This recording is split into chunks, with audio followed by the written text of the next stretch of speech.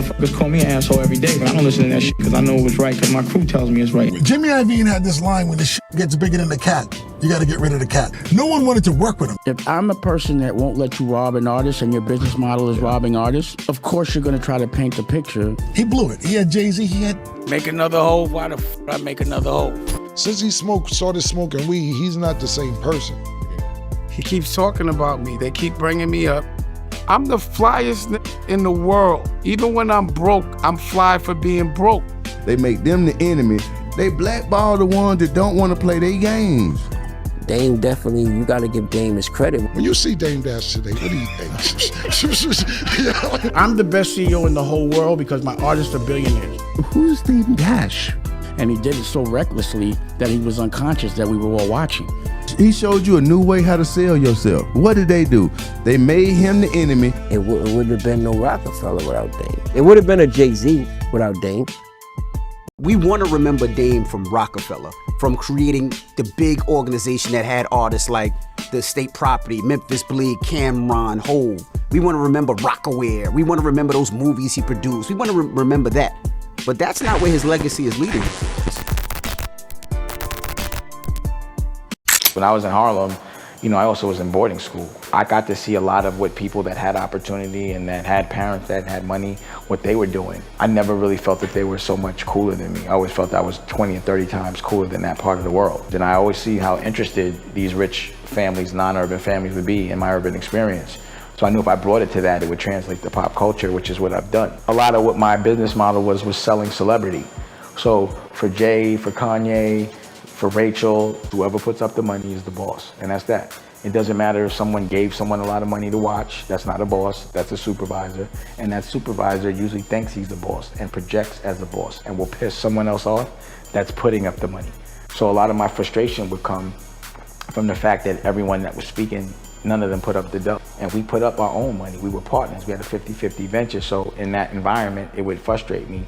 It'd be like being at a dice game and someone else speaking on your money. Because usually in corporate, no one's putting up the money. It's public, and there's a board, and there's a bunch, one person that's making decisions is using their own dough. I can't talk to people or be nice to people that I don't respect that aren't putting up the money. A boss doesn't get told what to do. Of course, a boss might get advice from an OG, advice, but you're not being told what to do.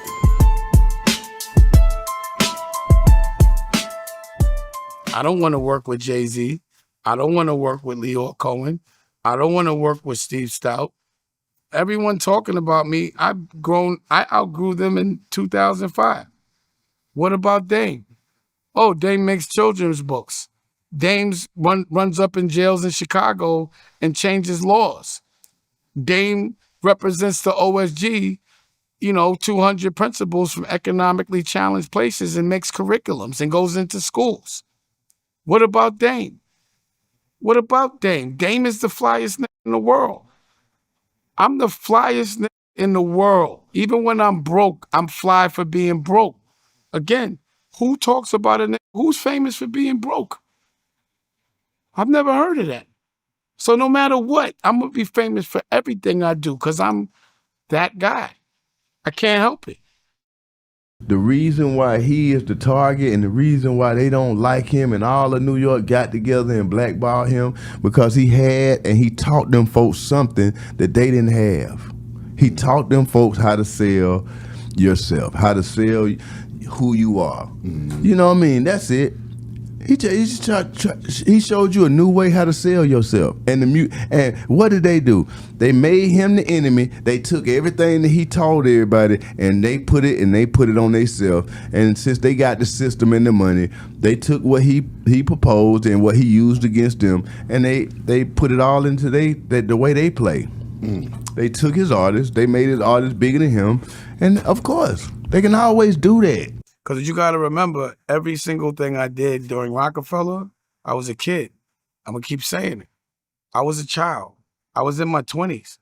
I sold the company by the time I was 30-something. Like 30, I retired at 35.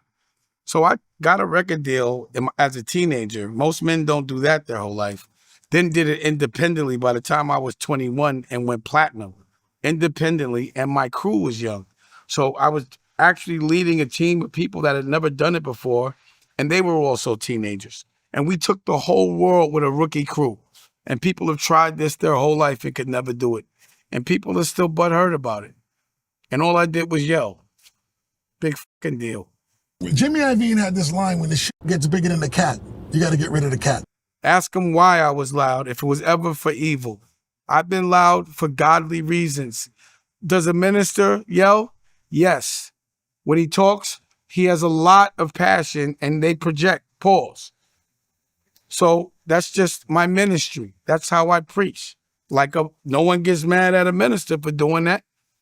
Make another hove? Why the f would I make another hove? I don't want to make another hove. But I did make a Kanye, a Camron. He's far from... I'm the best CEO in the whole world because my artists are billionaires. Now name another CEO that got that on their resume. And I know they just was all clowns to me. They was just suckers. They ain't never done nothing. And they just couldn't fathom I was a boss and they wasn't. In that business is a lot of non-creative people take advantage of creative people and they steal the creative people's ideas and then go and sell them to the devil. The devil's money. You know what I mean? And that's what I didn't use. I never used to use the devil's money. Lyor Cohen, he's a culture vulture. I made the term up just for him. You're gonna make Dame Dash take this clip and call you a culture vulture? Who's Dame Dash? And he did it so recklessly that he was unconscious that we were all watching. So to sit there and say, Damon, I don't know him, what are you saying when he's not around? You're trying to act like he doesn't exist because you want to take credit for everything that he did. And that's what Steve Stoute did, and that's what Lyor does. If I'm a person that won't let you rob an artist and your business model is robbing artists, of course you're going to try to paint a picture of me doing things I'm not or being difficult because I'm difficult for you. I don't let you rob the artist. How did he keep a job and Russell didn't? You know what I mean? And then they got Russell sitting in the lobby trying to get a deal. I'm like, yeah, can't do that to Russell. It was Russell's joint. And that's what usually happens, right? The person that starts it, like a Russell, ends up not getting completely the credit for it down the line. So he's going to take credit for Def Jam too. In a minute, he's going to say he don't know Russell. You know what I mean? That's what they do. And the thing that was problematic about that is I didn't like when Charlamagne said, you're going to make Damon call you a culture vulture. Why didn't he just call him a culture vulture and check him right there? And that's the problem I be having with people from our culture. When they got that culture vulture on the show, like a Noriega or whatever, they never ask them the real questions. But they'll ask me everything under the sun. See, I say things in public because I'm cool with the accountability. Challenge me. Show me where I'm wrong. Show me a tape or a video with some receipts that prove me wrong. And I'll have a conversation with Lyor, Jay, Steve Stoute, any one of those people that have been painting a picture of me being a certain way so that other people won't work with me. I would challenge each one of them and we could, let's see how many people are mad that you robbed and see how many people are mad that I made rich. I'm just the guy that checks you for robbing artists. He understood the game enough. The reason why the 360 deal was made was he was so mad that they couldn't get no money from Rocawear because I named it Rocawear, not Roc-A-Fella, so they couldn't benefit from the name. But people still knew the symbolism. They knew what it was. I put Rachel Roy on, which is high fashion. I put Kevin Hart on. I put Lee Daniels on. In every vertical, it's not just a music. I put people on in every vertical. Nobody ever knew that. When me and Dave, not saying our relationship been perfect from beginning to end, when we got problems, you never heard no problems from me. Now I'm at the point of no return. I'm at that point because this was totally unnecessary. There's two things I'm sorry I did for Dave. Set up his Instagram, which he probably would have caught on later in life, and have him start smoking weed. Since he started smoking weed, he's not the same person. He keeps talking about me. They keep bringing me up. They keep trying to throw jabs, and I could care less. They're children. It didn't have to be public. It didn't have to be all this. Because all I did was just not pick the phone up. I didn't run to the internet. But he kept going on and on and on. And then on top of that, all I said was, I bet. You want to talk about honor up, I didn't support it? I said, all right, cool. Honor up, I don't like it. Then this whole avalanche came of trying to defame my character, trying to diss me, everything else. I would have been cool, it would have been cool for me if he would have been like, nigga, all your movies is whack. Nigga, some of the shit he said, nigga, you ain't have no hit record since you stopped fucking with me, which is not true. But anyway, I would have been cool with that. So for Cheap Teeth, AKA Fredo, AKA Camron, you know, AKA I want to talk about sweaty men every day for a living. And now, AKA Pause getting thrown around by wrestlers on some clown shit, to me, you know, that's just not what I have for him. He better get to work if he wants to go make Paid in Full and stop getting thrown around by wrestlers and maybe keep my name out of his big mouth with those cheap teeth, with those what are those in his mouth. Kev, please, just one question, please. Kev, please, I just need one question. One question. He's coming in. We're on, by the way, we're on, this is great. This is absolutely, and listen, I appreciate it. You know what's crazy, Kev? And I'm not going to ask you this question, but I'm doing the intro to my show. Your very first movie you did, I was actually in it. When you see Dame Dash today, what do you think? So, again, the reason why Kev is not cool with me now is because I was protecting him when Kev was bothering him. And the next, I showed it when I saw Kev, he had on Uggs and, you know, leotards or whatever. And I got at him and said, don't bother Cam no more. That's my little brother. You know better than that. He's with me. Pause.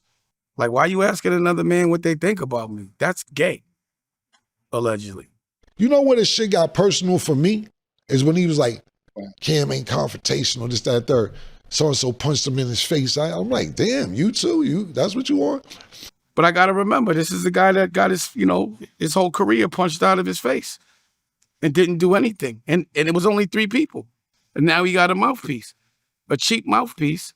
He sounds stupid when he tries to talk articulate and do interviews. It's just not entertaining to look at. I'm not hating, but I just don't think the rhythm is there like it was before. Niggas bring up all this shit with me. Niggas talk about my victories. They talk about 2, 3 L's I took in my life. And I don't got no problem with that. That's cool. It come with the game. I'm straight with that. He can't make a hit record, so he had to be a sportscaster. You went from cool to corny. You ain't gonna keep asking him these stupid ass alley-oop questions to act gay, allegedly. Cause it's a bunch of ass whippings I done gave out on several different occasions. I don't got no problem with that. At least punch him in the face and run or curl up or something, but don't get in the car and drive off and cry in the car. But for it to come from Dame, oh, you got some deep hate, pause, inside that you've been wanting to spew out. And when he said that, I knew it was personal. And that's when I said, all right, let's do personal. Right? And he's still the same guy that won't get in front of me and have a conversation because he's a coward.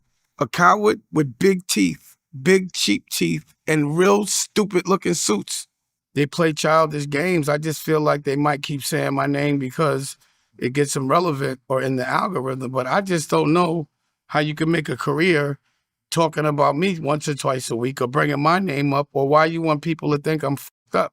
But this is the thing with Dame. If you follow Dame, Dame likes to snap on people. So, but now he could give it, but he can't take it, pause, right? Because he could give it all day. But when it started coming back to him, it started bothering him. I gave people out of respect the opportunity, like, yo, there's Dame Dash. Everybody was corny to me. Everybody was weird to me. Everybody was manipulative and exploitive. And it just smelled like bad breath. And it still does. Like you walk into a room and you just, I just got sick of smelling hot pores, bad stink demon breath. I didn't want to smell that no more. I didn't want to be around it. I was done. Why is it always separation? So at the end of the day, for me, I'm just saying, don't get mad at me because I can see the game and I tell folk the game. It's the same people, man. It's the same people. They did it to Suge. Mm-hmm. They did it to Jay Prince. Everybody that don't agree with them folk, look at what happens to them. Mm-hmm. But then they the same thing that they arguing with you about, they take it from you and put it on themselves, and then they give it to the next artist like it's something they created. It's like it's the most cosplayed shit everywhere in the culture of black culture. They get around you, they say you great, and then as soon as somebody come around and say, hold on, bro, but you got to pay them right. Hold on. They make them the enemy, and they give you $2 more. You know what I mean? And then they make you big, and then they tell the man that could have made you 100. Same as a Dame Dash. Yeah. You know what I mean? They blackball the ones that don't want to play their games. Come on, man. Dame was the one that believed and the one that pushed a lot of buttons and made a lot of things work. And you wouldn't have got that Roc-A-Fella that you got without all of them pieces to that puzzle. That was a triangle offense. That was a team effort. Dame definitely, you got to give Dame his credit with Dame. Dame was a big part of that. Like it wouldn't have been no Roc-A-Fella without Dame. It would have been a Jay-Z without Dame. Dame was so powerful and so strong, but he was doing them execs and them niggas so dirty they couldn't wait to be like, nigga. You know what I'm saying? And that's how it is. I think they got it with Dame right now. Like, cause Dame could sell. Dame is a true hustler. You know what I'm saying? It's like, why wouldn't you? Like, it's really like he just got blackballed because Dame hustles harder than 90% of even them niggas out there. It's just, he don't got that product that he had before, which was Jay-Z, Roc-A-Fella. You know what I'm saying? You gotta remember this. When we create something great, they either gonna come to you and say you gotta sell it, or we ain't financing it no more. So you gotta look, man. They never want to create wealth with us. They just want us to get a quick lick. So if you go back and just look at the 90s, if you just look at the 90s and everything from all them directors that came up during that time, what happened to them? What happened to them? Oh, we can't control them, cut them off. 2 and 3 black folks is gonna stand with them on their side and tell everybody, oh, he ain't cool no more, he ain't cool no more. It's like, shut up, sucker. You just gonna take the money and you gonna be left with nothing at the end of the day when they finish with you too. You just gonna get to ride for another year or two, then your car gonna start working.